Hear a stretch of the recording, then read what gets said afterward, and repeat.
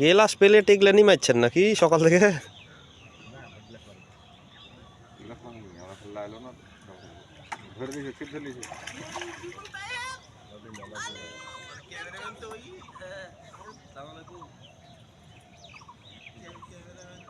এই তোমরা মাছ মারো, আমি বাদ বাকি বিষয় দেখছি। আচ্ছা ঠিক আছে, কথা ওটাই ছিল, ওটাই দেখছি। আসসালামু আলাইকুম।